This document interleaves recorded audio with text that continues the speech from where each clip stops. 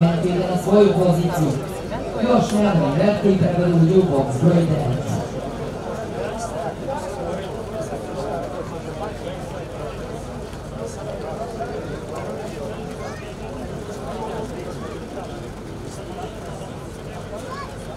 Još malo i da se zatvori zadnja vrata.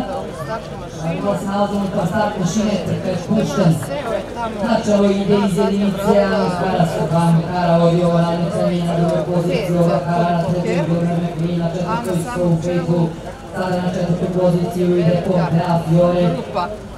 Ovo nadmicanje vodi za glavu Bjornar McLean, ali neko peti s polja. Vidimo ko je to Carlos Nascimento koji te dobro vidi.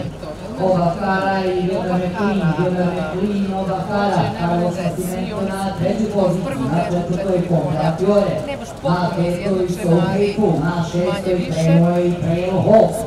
Tu je i Neverin Red, zajedno sa Pjora Zagala, prvi korak propomena i drugog dobija Bjornar McLean, Neverin Red, ova Kara, Bjornar McLean, Neverin Red, ova Kara, koja je nekako se sada zaglavila uz barijeru, Bjornar McLean, druga pozicija, Pompea Fiore, polja galopira Neverin Red, Pompea Fiore napada Bjornar McLean, Pompea Fiore izbjava to, Bjornar McLean podiga drugu poziciju, na celu Pompea Fiore, Bjornar McLean drugi, Pompea Fiore, Bjornar McLean stiga drugi, treći opet drugi, Neverin Red, peta pozicija, za Trevor Hawka, šestu ranu Karu, predposlednja za ova Karu, začelje za Carlosa Nascimenta.